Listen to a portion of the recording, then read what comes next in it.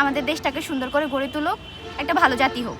আগামী বাংলাদেশ ইনসাফের বাংলাদেশ হবে, এটা আমরা আশা করি। আগামী বাংলাদেশে কোনো গুম খুন দেখতে চাই না। ভোটার কক্ষ ওনারা গেছে, বাট এর আগে ওনাদের ভোট হয়ে গেছে। আমরা এরকম চাই না। আমরা দর্শক স্বাগত জানাচ্ছি লক্ষ্মীপুর প্রতিদিন। আগামী 12ই ফেব্রুয়ারি অনুষ্ঠিত হতে যাচ্ছে ত্রয়োদশ জাতীয় সংসদ নির্বাচন, একই সাথে গণভোট। এই নির্বাচনে একটি বড় অংশ তরুণ ভোটার, যার সংখ্যা প্রায় 4.5 কোটি।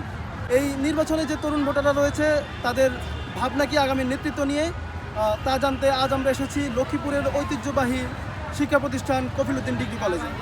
এই প্রতিষ্ঠানের যে শিক্ষার্থীরা রয়েছে তারা আগামী নির্বাচন নিয়ে এবং আগামী নেতৃত্ব নিয়ে কী ভাবছেন তা জানার চেষ্টা করবো এবং আপনাদেরকে জানানোর চেষ্টা করবো। আমাদের সাথেই থাকুন। আমি চাই যে তা আগের থেকে অনেক উন্নতি হোক, আমাদের দেশটা অনেক ভালোর দিকেই যাক, শিক্ষার সব কিছু দিক থেকেই। নেতৃত্ব আমি কারো পক্ষ না, কারো বিপক্ষ না। আমি চাই যে একজন ভালো নেতৃত্ব আসুক, একজন ভালো শাসক আসুক, আমাদের দেশটাকে সুন্দর করে গড়ে তুলুক, একটা ভালো জাতি হোক। আগামী বাংলাদেশ তরুণদের হাতে নেতৃত্বে থাকবে, আর তরুণরা আগামী বাংলাদেশ যেভাবে চায়, আমরা যেই সরকার গঠন করুক, তারা আগামী বাংলাদেশ যেন তরুণদের মনোভাব বোঝে, আগামী বাংলাদেশে যেন আগে যেই স্বৈরাচার হাসিনা যে রাজনীতি করেছে সেই রাজনীতি যেন না থাকে। তরুণদের যে মনের ভিউ, বাংলাদেশে যে তরুণরা যেটা চায় সেটা যেন হয়। আর আগামীতে যেন যে কোনো তরুণদের আন্দোলন সংগ্রামে যেন যেই দলে ক্ষমতা আসে তারা যেন তাদেরকে সমর্থন জানায়। আগামী বাংলাদেশ ইনসাফের বাংলাদেশ হবে, এটা আমরা আশা করি। এমন একটা দেশ যেখানে সবাই স্বাধীন থাকতে পারবে, আমরা স্বাধীনভাবে বলতে পারবো, কিন্তু সবার অধিকার পূরণ হবে। আগে যেরকম 16-17 বছর হয়ে আসছে যে আমরা আমাদের অধিকার পাই নাই, যেমন আমরা যেটা চাইছি বা আমাদের কথা বলার কোনো ছিল না, যে আমরা কথা বলতে পারবো সাহস ছিল না। আমরা এমন একটা সরকার চাই যে সরকারের কাছে আমরা বলতে পারবো আমাদের সমস্যার কথা, বা আমরা কি চাই, আমরা কেমন একটা দেশ চাই, আমরা কেমন চাই যে আমরা আমাদের শিক্ষার্থীর অধিকার, আমাদের জনগণের অধিকার, আমরা আমাদের ভোট দিতে চাই। আমরা বিগত 16-17 বছর আমিও দেখছি, হয়তো আমি তখন ছোট ছিলাম বা আমি ভোটার ছিলাম না, আমরা দেখছি যে আমরা ভোট দিতে পারি না, বা আমাদের সবাই বলতো যে ভোটার কক্ষ ওনারা গেছে, বাট এর আগে ওনাদের ভোট হয়ে গেছে। আমরা এরকম চাই না। আমরা 24 একটাই গণ অভ্যুত্থান ঘটাইছি, এর মাধ্যমে স্বৈরাচার হটাইছি।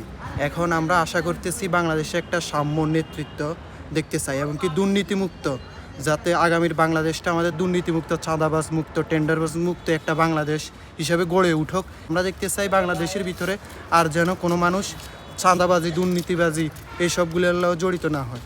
আমি আগামীর বাংলাদেশ অনেক সুন্দর দেখতে চাই। আমি একজন ভালো নেতৃত্ব চাই যে বাংলাদেশকে সুন্দরভাবে পরিচালনা করবে, দেশে কোনো দুর্নীতি হবে না, আর দেশের সাধারণ মানুষকে সকল প্রকার সুযোগ সুবিধা দিবে। আমরা এমন নেতৃত্ব আশা করি বাংলাদেশের আগামীতে, যারা তরুণদের নিয়ে কাজ করবে, তরুণদের প্রত্যাশা নিয়ে কাজ করবে, তরুণরা কী চায় তাদের মনোভাব বুঝতে চেষ্টা করবে। তরুণরা লেখাপড়া করার পরে আমরা বাংলাদেশের বিশাল এক তরুণ যারা আছে, বিশাল একটা অংশ আমরা বেকার হয়ে পড়ে। তো আমরা আশা করি এরকম এক বাংলাদেশে এরকম এক নেতৃত্ব আসবে যারা এই তরুণদের বেকারত্ব হ্রাস করা নিয়ে কাজ করবে। আমরা আগামীর বাংলাদেশে কোনো গুম খুন দেখতে চাই না। এখনকার বর্তমান পরিস্থিতিতে যেরকম রাহাজানি আছে বা হচ্ছে, এগুলো আমরা দেখতে চাচ্ছি না। আর আমরা বিগত যে ফ্যাসিস্ট আমলে দেখে আসছি যে আয়নাঘর, সেই জিনিসটা আমরা দেখতে চাচ্ছি না। যে একটা সুন্দরতম বাংলাদেশ আমরা আশা করি, যেহেতু আমরা এখন বর্তমানে তরুণ প্রজন্ম, তো সেই হিসেবে আমাদের আশা থাকবে যাতে আমাদের ভবিষ্যৎ প্রজন্ম যাতে একটা ভালো বাংলাদেশ পায়, এটাই আমার প্রত্যাশা। অতীতে আমরা মত প্রকাশের স্বাধীনতা পাই নাই, এখন আমরা যে স্বাধীনতা পাচ্ছি ওইটা আগে মানুষরা পাইতো না। ভিন্ন মত ধমন পীড়নের কোনো বন্দোবস্ত আমরা চাই না। এরকম একটা নেতৃত্ব চাই যে আমাদের তরুণদেরকে নিয়ে আগামী বাংলাদেশ নির্মাণ করবেন। আগে যখন আমাদের দেশে শাসনতন্ত্র ছিল তখন তরুণদের প্রতিও তরুণরা মতামত প্রকাশ করতে পারতো না, কিন্তু আমরা চাই এবার যেতে তরুণরা নিজেদের মতামত প্রকাশ করতে পারে এবং নিজেদের সুস্থ মতামত তুলে ধরতে পারে।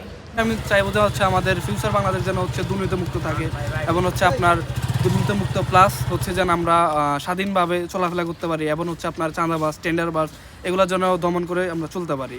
দর্শক, আপনারা যেমনটি শুনলেন, তরুণরা আগামীর বাংলাদেশ এমন দেখতে চান যে বাংলাদেশে থাকবে মত প্রকাশের স্বাধীনতা, থাকবে না গুম খুন এবং আয়নাগরের মতো জঘন্য জিনিস, থাকবে না কোনো দুর্নীতি। রেদওয়ান হোসেন রিমন, লক্ষ্মীপুর প্রতিদিন।